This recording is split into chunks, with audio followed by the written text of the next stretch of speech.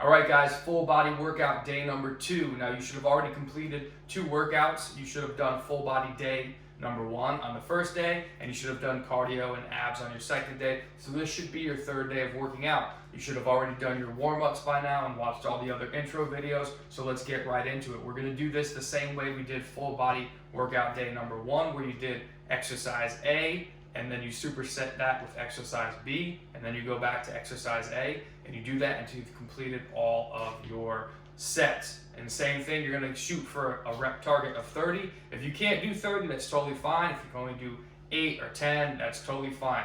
So you're gonna wanna try to work your way up to 30 if you can. So let's get right into it. Elevated front squat. So what you want to do is get yourself a book or something on the floor that you're going to be able to put your heels on to get your heels elevated off the floor. Now you don't want to go too high. About an inch, inch and a half should be a good enough height. And what you want to do is get into a nice deep squat with these. You're really going to work on the quads. So as you go down, try to keep your chest upright and try to get into a nice deep squat and come back up. Now again, to make this harder, you can grab your bag, you can hold it. If you have the backpack, you can even put it on the front so you can balance yourself out just like this. If you want to hold it at your side, you can do that as well. An option to make this easier, you can just do a regular squat without the heel elevated, or you can do your squat to a couch or a bench.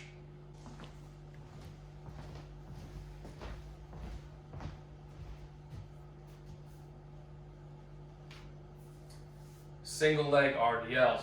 So for these, you're going to work on your balance and also your hamstring strength. These are hard, so you might not even need weight with these. What you're going to want to do is you're going to kick that back foot back. Try to keep your back straight as you go down and touch the ground. And then you're going to do the other side. You're going to do 30 on each side. You can alternate if you like. Now, if you need to make this harder, you can grab a book or some sort of weight. A backpack might be too much because it might be too big, so you might hit the ground with it. So something that you're not going to hit the ground with might be better. Now, if you need to make this easier, you can start off with just a regular straight leg deadlift, which looks something like this. And you can even add some weight to it if you want, or grab your bag and do your deadlift like that. So you want to keep your chest up, and you want to focus on pushing your hips back. So you're going to want to round the back on these. Kick back Firefighter. So you're going to start in a position on all fours. You're going to start by bringing that back foot up, squeezing with the glute. Then you're going to bring it back down here. Don't touch the ground, and then extend it out to the side as much as you can. That's 1 repetition. This would be 2. So it's 2 movements combined in 1. So each time you do each one of those movements, it counts as 1 total repetitions. So it looks like this. 1, 2, and you're going to do up to 30 on each side. Seated calf raises. So what we want to do is get yourself a book or something of similar height, put your toes on it, grab yourself some heavy books or your bags. Really push into your knees on this one because you're going to need some extra pressure because your calves are pretty strong. So push in and push up. Push down as you push up, and you're going to want to do 30 of those. And if you're pushing hard enough, you should feel those by 30. If you want to do it a single leg, that might help with getting some more pressure. If you're really strong, single leg would probably be the way to go. All right, so then do 30 on each leg. Shoulder press. So you want to get your bag, grab it by the handle, start right here, and you're going to press it straight up overhead. Now, if you don't have any shoulder pain or shoulder issues, you can go out from the side like this. If you do have some shoulder issues, you're going to want to come in from a neutral position. You want to do 30 repetitions on each side. Really focus on going down nice and slow, and you can load up the bag as heavy as you need to for these. 1 arm towel drag. So you're going to get your towel, you're going to put it on the ground, you're going to get whatever you're using, your bag, pile this up with as much weight as you can, grab the towel, get your chest up, stand in a nice neutral position for your back, and you're going to pull back with that 1 arm as you drag it across the floor. And then you're going to switch over, do the other side, you can pull it back the other way. Again, this is a movement that somebody's used to doing with a lot of weight, so put as many books, as rocks, whatever you can in that towel, and really give that a go. Single arm chest fly, so you want to get your bag or whatever you got with your handle, get yourself up on a couch or on the side of the bed, and you're going to want to grab this handle and you're going to want to pull your arm across your body while trying to squeeze your chest, right? So you start here, bring it up, squeeze your chest, come back down. You're going to have a slight bend in the elbow when you do this. Squeeze your chest, come back down.